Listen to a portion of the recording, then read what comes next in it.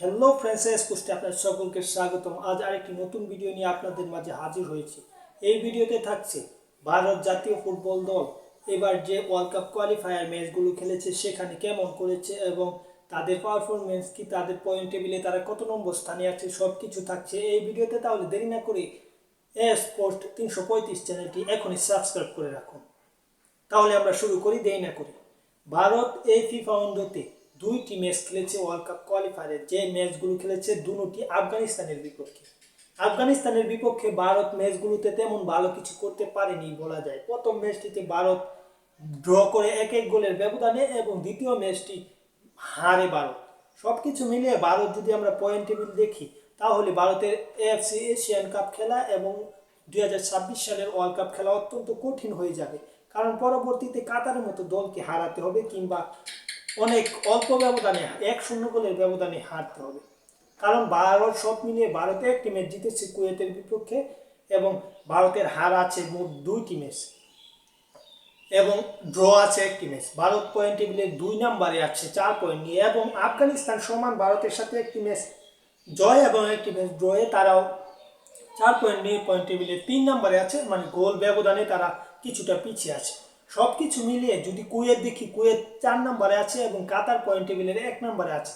তাই এখান থেকে ভারতের ওয়ার্ল্ড কাপ খেলা কিংবা মানে তৃতীয় রাউন্ডে যাওয়া, বাছাই তৃতীয় রাউন্ডে যাওয়া বা এফসি এশিয়ান কাপ খেলা মোটামুটি কঠিন। কারণ আফগানিস্তান পরবর্তী ম্যাচ যদি কুয়েতের সাথে জিততে পারে তাহলে তাদের পয়েন্ট 7 হয়ে যাবে এবং যদি কম ব্যবধানে কাতারের সাথে হারে তাহলে 7 পয়েন্ট নিয়ে তারা সরাসরি এশিয়ান কাপ খেলবে এবং ওয়ার্ল্ড কাপ কোয়ালিফায়ারের থার্ড রাউন্ডে যাবে। এবং ভারতের বিষয়টা হচ্ছে, ভারত যদি কাতারের বিপক্ষে একটি ম্যাচ আছে সেই ম্যাচটি অত্যন্ত সুন্দর খেলে 1-0 গোলের কিংবা 2-0 গোলের ব্যবধানে হারে তাহলে ভারতের গোল পার্থক্যে ভারত কিছুটা এগিয়ে থাকবে এবং পয়েন্ট টেবিলে আগানোর সুযোগ থাকবে। এবং কাতারের বিপক্ষে ম্যাচের পর ফিলিস্তিনের বিপক্ষে একটি ম্যাচ আছে ভারতের, সেই ম্যাচটা জয়ের বিকল্প নেই। কারণ যদি ফিলিস্তিনের বিপক্ষে আফগানিস্তান জয়লাভ করে তাহলে সরাসরি আফগানিস্তান দ্বিতীয় স্থান অধিকারী, মানে runner up, group runner up হয়ে সরাসরি এফসি এশিয়ান কাপ খেলবে। কিন্তু ভারতের জন্য তার হবে না এবং ভারতের জন্য এফসি এশিয়ান কাপ খেলতে কুয়েতকে অবশ্যই হারাতে হবে।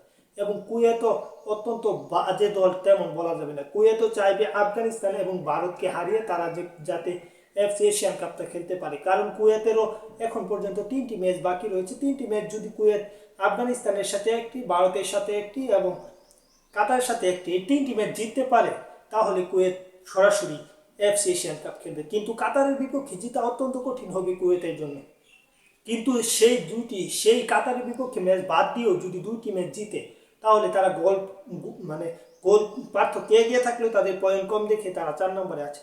যদি ইন্ডিয়ার বিপক্ষে জিততে পারে তাহলে তারা পয়েন্ট টেবিলের দ্বিতীয় স্থানটা দখল করে নেবে এবং যদি আফগানিস্তানের কাছে জিততে পারে কিংবা ড্র করতে পারে গোল পার্থক্যের কারণে তারা এফসি এশিয়ান কাপ খেলে ফেলবে। তাই এখনো এই যে গ্রুপটা ভারতের, কাতার এবং আফগানিস্তান, কুয়েতের যে গ্রুপটা, এই গ্রুপটা অত্যন্ত শক্তিশালী, কেউ কাউকে ছেড়ে কথা বলবে না।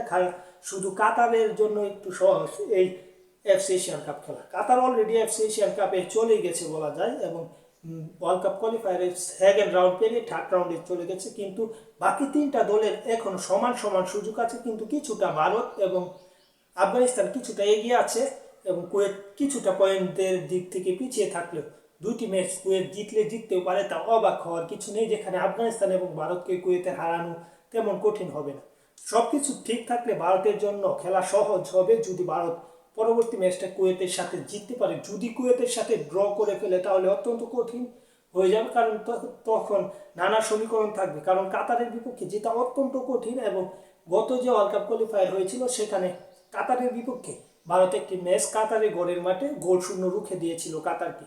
তাই ভারতও ভালো কিছু করতে পারে, তা মানে অবাক হওয়ার কিছু নয় যদি কাতারকে রুখে দেয় কিংবা হারায়। যাই হোক, খেলার সকল আপডেট পেতে এই ছোট্ট চ্যানেলটি সাবস্ক্রাইব করে পাশে থাকুন এবং পাশে থাকা বেল আইকন বাজিয়ে রাখুন যাতে সবার আগে ভিডিও নোটিফিকেশনটি আপনার কাছে চলে যায়।